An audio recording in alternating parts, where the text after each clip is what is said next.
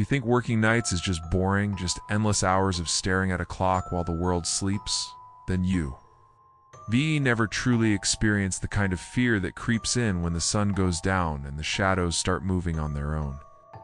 Night shifts have a way of twisting reality, turning the most ordinary places into something ... unrecognizable. Places where silence isn't peaceful but heavy and suffocating. Where every creak, every flicker of a light feels like a warning you can't quite understand. Tonight, I'm going to share 3 true stories from people who worked the graveyard shift and found themselves face to face with things they never expected. These aren't just ghost stories or urban legends. These are real experiences told by those who lived through them. Stories that will make you question what's really out there when the world is asleep. So if you're ready to dive into the kind of horror that dose and tea just scare you, it unsettles you, lingers with you, then stick around. Because once you hear these tales, you might never look at working nights the same way again.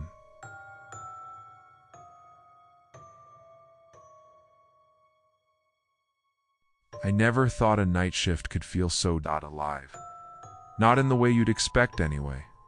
I was working as a security guard at this old, nearly abandoned industrial plant on the outskirts of town. The kind of place where the only company you get is the hum of the fluorescent lights and the occasional scuttle of rats. My post was a tiny booth, glass windows on all sides, perched like a lonely sentinel overlooking cracked pavement and rusted machinery. The whole place was swallowed by darkness, except for the weak glow of my desk lamp and the flickering security monitors. At first, it was just the usual stuff, long stretches of nothing, broken up by the occasional beep from a motion sensor or the distant clang of metal shifting in the wind. But then, around 2 a.m., things started to feel off. The lights overhead began to flicker more aggressively, casting long, jittery shadows that danced across the cracked concrete. I remember gripping my coffee cup tighter, the warmth doing little to calm the chill crawling up my spine.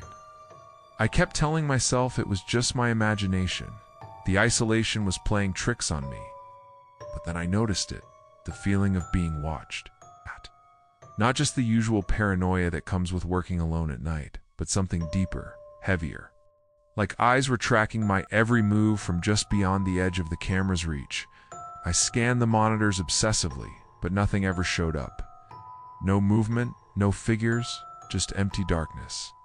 The silence was the worst part. It wasn't peaceful, it was oppressive. Every creak of the building settling, every distant drip of water sounded amplified, like the world was holding its breath. I found myself whispering to break the quiet, talking to the empty room as if my voice could push back whatever was lurking just out of sight. Then, without warning, the feed from one of the cameras cut out. The screen went black, and the static hiss filled the room. My heart pounded so loud I was sure it echoed through the empty plant. I reached for the radio to call the main office, but the line was dead. No signal, just silence. I turned back to the window, and that's when I saw it. A figure standing at the far edge of the lot, barely visible in the weak moonlight. It didn't move, didn't blink, just stood there watching. I blinked, and it was gone. I told myself it was a trick of the light, a shadow cast by some forgotten piece of machinery. But the feeling didn't leave me. It stayed heavy and cold, pressing down on my chest. I spent the rest of the shift jumping at every sound, eyes glued to the monitors, waiting for something. Anything to explain what I'd seen. But nothing ever came.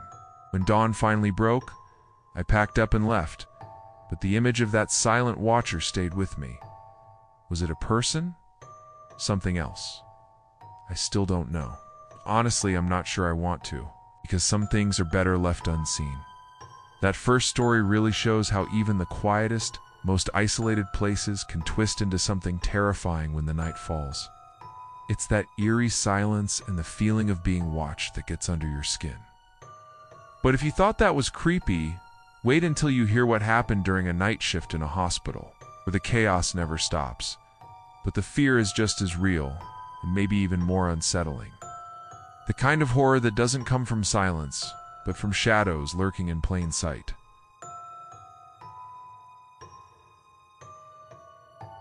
Working the night shift in a hospital is nothing like the movies.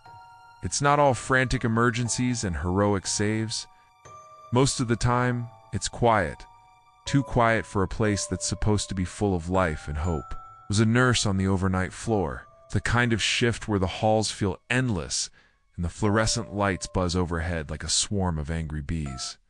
The hospital should have felt safe, sterile even, but that night, it was anything but. It started with the little things.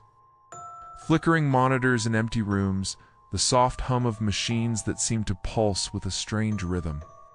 At first, I thought it was just a glitch, or maybe my tired eyes playing tricks on me. But then came the noises. Soft footsteps echoing down the hallways when no one was there. The faint whisper of voices just beyond hearing, and doors creaking open on their own. I remember walking down the corridor to check on a patient when I caught a glimpse of something out of the corner of my eye, a shadow slipping behind a curtain.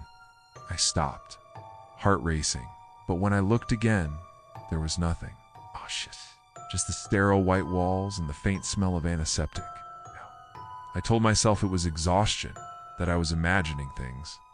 But deep down, I knew something was wrong. The other nurses started talking about it too.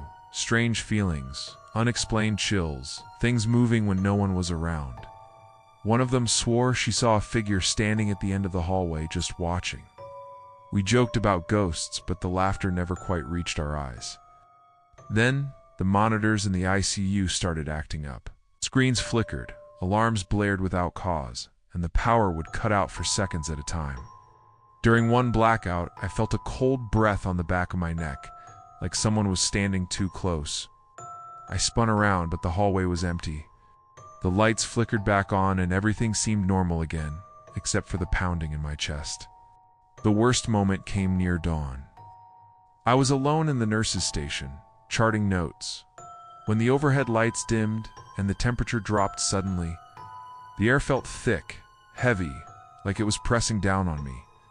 Then, from the corner of the room, I saw it, a dark figure, tall and indistinct, standing just beyond the edge of the light. I froze, unable to move or speak. The figure didn't move, didn't blink, it just watched. And then, as quickly as it appeared, it vanished. I called out, but no one answered. The hospital was silent again, but the feeling of being watched never left. I finished my shift in a daze, heart pounding, mind racing with questions I couldn't answer. Was it a ghost? A trick of the mind? Or something else entirely? I still don't know. But every time I walk those halls at night, I can't shake the feeling that something is waiting. Just out of sight, watching and waiting for the next shift to begin.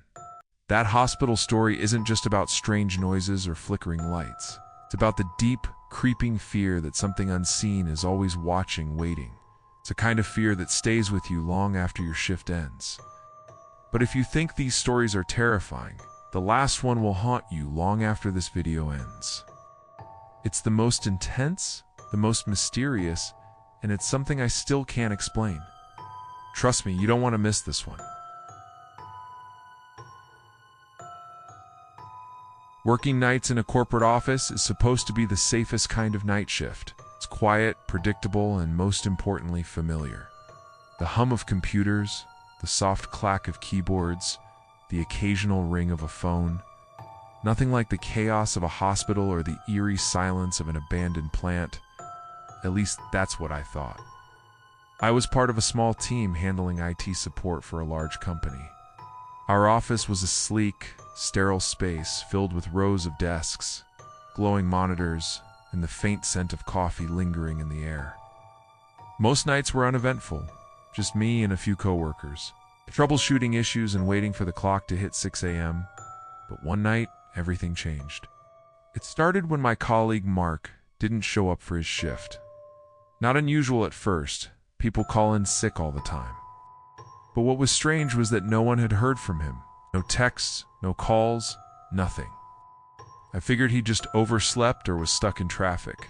No. But as the night wore on, A creeping unease settled over me. Around midnight, I noticed something odd on Mark's desk. His computer was still logged in, the screen displaying an open email draft addressed to our manager. The message was incomplete, just a few words typed out. Something's wrong here. I don't know what to. And then it stopped. No signature, no explanation. I tried calling his phone, but it went straight to voicemail. I checked the security cameras, hoping to see him arrive or leave, but the footage was strangely missing for the entire night. It was as if someone had erased every trace of him. The office felt different after that. The usual hum of machines seemed quieter, the shadows longer and darker. I kept catching glimpses of movement out of the corner of my eye, figures disappearing when I turned to look. The air grew colder, and the sterile walls felt like they were closing in. I started hearing whispers, soft, unintelligible murmurs that seemed to come from the vents or the empty conference rooms. I told myself it was stress, that I was imagining things. But then, late one night, I found something chilling. On Mark's desk, a single sticky note appeared. It wasn't there before. Written in shaky handwriting were the words, "Don't trust the night. It takes more than time." I never found out what happened to Mark. The company never mentioned his disappearance, and the security footage remained mysteriously wiped clean. Some nights when I'm alone in that office, I swear I can still feel him, like a presence just beyond the edge of the light, watching, waiting, and maybe, just maybe, the night took him.